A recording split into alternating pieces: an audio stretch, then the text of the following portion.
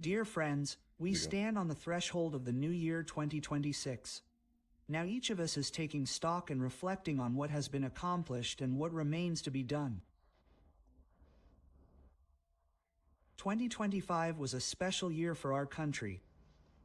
It was the year of the defender of the fatherland and the 80th anniversary of the Great Victory. We saw that time does not separate generations, but brings them closer together. The heroic deeds of those who defended the freedom of the homeland during the harsh times of the Great Patriotic War and the courage of those who defend Russia from enemies today. This is all our common path. A single moral high ground and a shared responsibility for the future of our country. The code of the Russian world. I want to express my deepest gratitude to everyone who is celebrating the new year at the front and who is selflessly working in the rear. We are proud of you and look forward to welcoming you home with victory. I sincerely believe that it is near. The entire history of our country proves that Russia's strength lies in its fidelity to our spiritual foundations. They are in the ability to preserve the truth of history, steadfastly overcome trials, and a firm conviction in one's own rightness. The difficulties and achievements, the joys and worries of the past year have become part of our new experience, building on which we confidently move forward.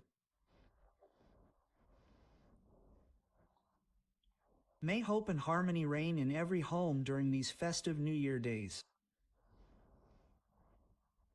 May the light of the Christmas star guide us to warmth, harmony, and happiness. May our hearts be open to good deeds and thoughts, to the deepest, most sincere feelings. Okay, so this is just like a, I don't know, like not like a battle cry. This is like one of these things that it's trying to like rile up the people. That's kind of the vibe I'm getting from this year. But also why whenever we do see anything kind of regarding like Zelensky, Putin, Russia, Ukraine, all these other things, and you hear people speaking, and they are actually under the impression that Russia is going to decide to kind of back down or kind of step away or be completely fine with taking the land that they've already taken, let's say this year. If you think that that's the case, this just came out today, guys, right?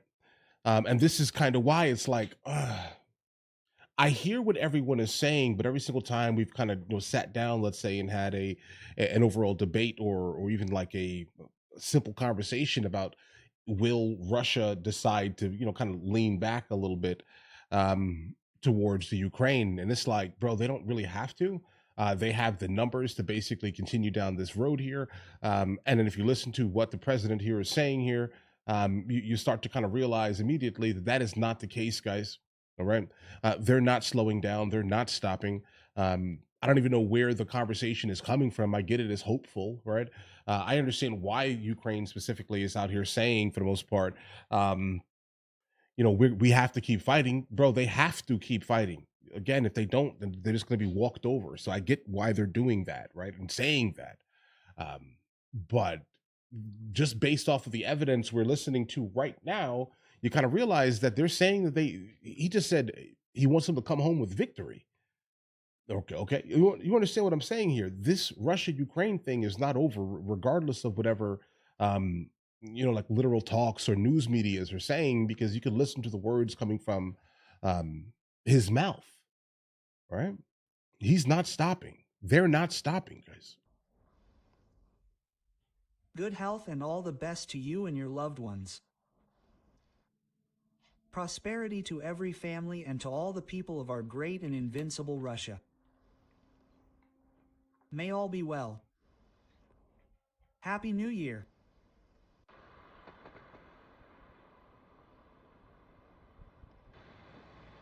It's like stock footage.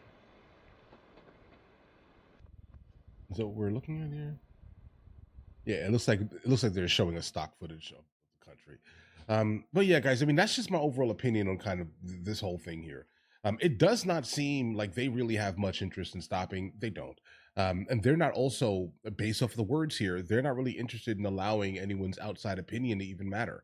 And that's kind of why every time I hear this thing start popping up again, Russia, Ukraine, etc., Russia's going to to back down. Says who? Not them, right? But also understand it could definitely be one of the videos like how the supreme leader of Iran basically puts out these like wildly ridiculous videos just to kind of rile up the people in his base.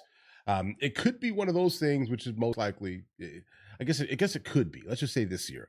I don't put much stock in it because I do think that they mean what they say pretty much consistently, and they have kind of always met what they said consistently, right? So, other than when Putin speaks, I would say this year, like when Putin speaks, I don't listen to nothing he says, bro.